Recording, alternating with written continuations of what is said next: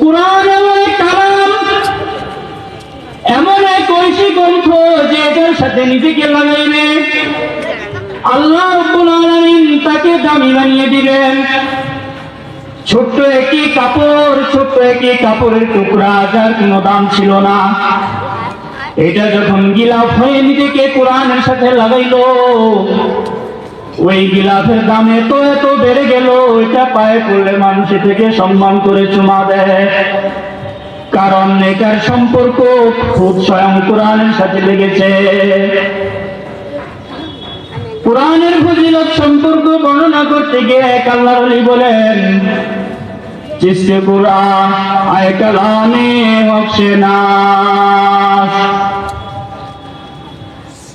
जिसके कुरान आए कलामे बख्शनास, रोनुमाए रब्बना सामद बेनास,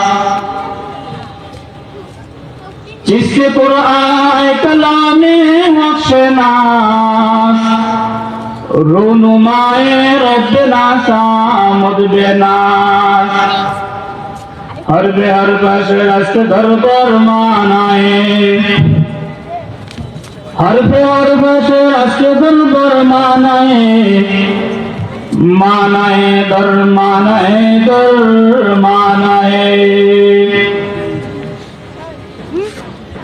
कुरान एमन एक दामी जिनिस, কোরআনের প্রতিটি হরফের মধ্যে, কোরআনের প্রতিটি লাইনের মধ্যে মহান আল্লাহ পাক রব্বুল আলামিনের পরিচয় লুকিয়ে রয়েছে।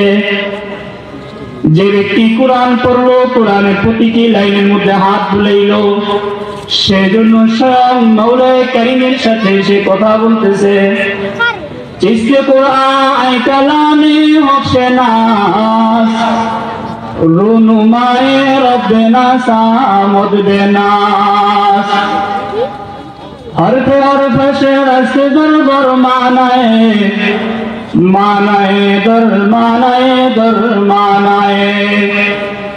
আরে একজন মানুষ দুনিয়াতে বসে যদিও সে একটা কালাম, একটা কোরআন পড়তেছে, আসলে সে জমিনে বসে কথা বলতেছে না, স্বয়ং আরশের অধিপতি, আরশের মালিক মহান রব্বুল আলামিনের সাথে সে নীরবে কথা বলতেছে।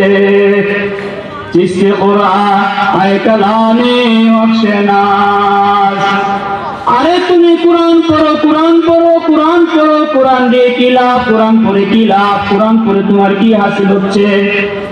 আল্লাহর আরেফ, আল্লাহর আশিক জবাব দেন, এই কোরআনের প্রতিটি হরফ দিয়ে সে মাওলায়ে কারীমের সাথে তার সম্পর্ক, মাওলায়ে কারীমের সাথে তার মারিফত হাসিল হইতেছে।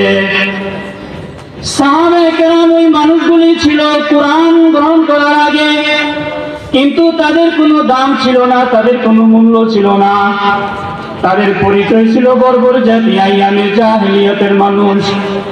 এই সাহাবায়ে কেরাম যখন কোরআনের সাথে নিজেকে লাগাইলেন, কোরআনের সাথে সম্পর্ক গ্রহণ করলেন, কোরআনকে বুকে টেনে নিলেন, কোরআনের তালিম গ্রহণ করলেন, এদের দাম এত বেড়ে গেল, ইতিহাস বলে, রাসূল বলেন, কিয়ামত পর্যন্ত এদের মতো এত দামি, এত শ্রেষ্ঠ মানুষ আর পৃথিবীতে আসেও না, ওই সামনেও আসবে না। এটা একমাত্র কোরআনের কারণে। আমাদের এই বাংলাদেশে, বিশেষভাবে পাকিস্তান এবং ইন্ডিয়াতে যত কওমি মাদ্রাসাগুলো আছে, এই কাজটা, এই খেদমতটা করে যাচ্ছে। বাচ্চাগুলোকে কোরআন শেখানো হইতেছে, দুনিয়ার অন্য কোনো তালিম তাদেরকে দেওয়া হচ্ছে না। একজন বলে, আরে মাদ্রাসায় পরে কি হয়? মাদ্রাসায় এলেম শিখে কি লাভ হয়?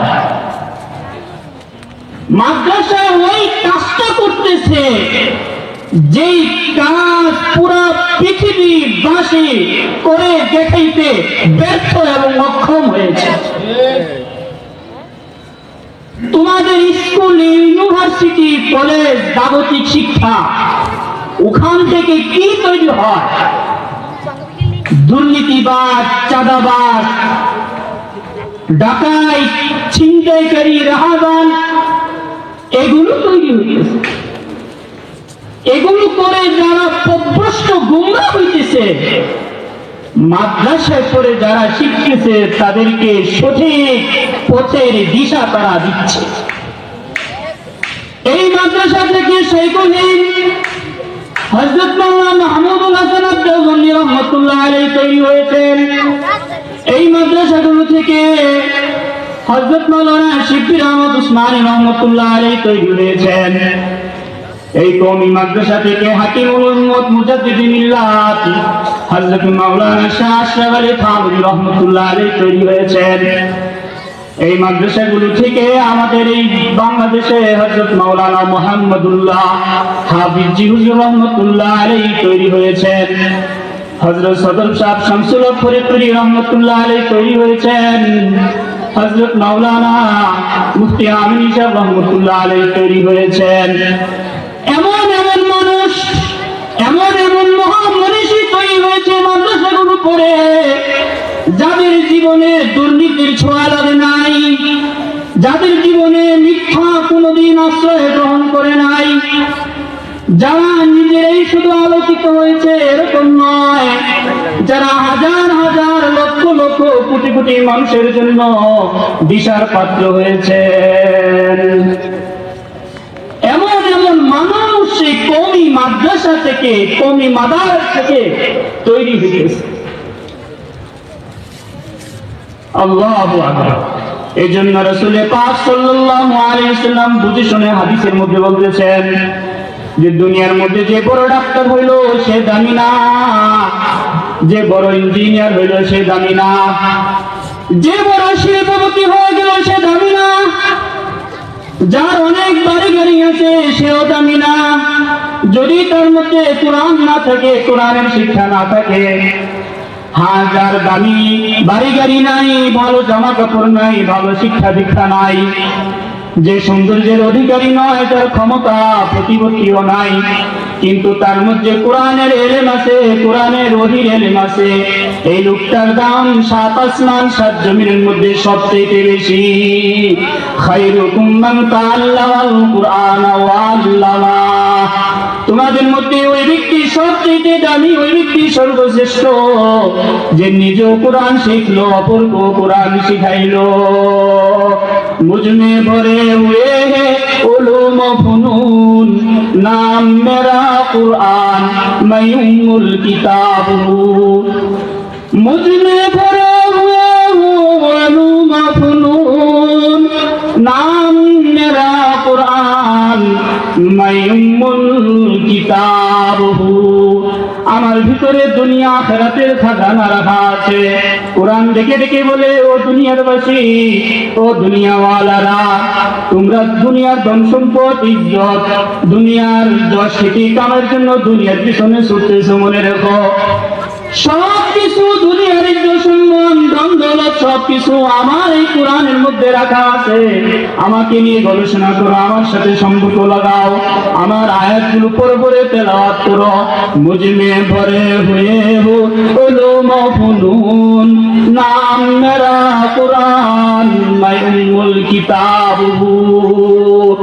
আমার মধ্যে 7 আসমান 7 জমিন, দুনিয়া এবং আখিরাতের ধনভাণ্ডার খাজানা রাখা আছে, আমার সাথে সম্পর্ক লাগাও।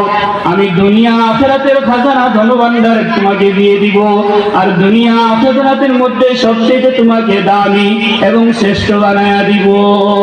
খায়রুকুম মান তাআল্লামাল কুরআন ওয়া আল্লামা।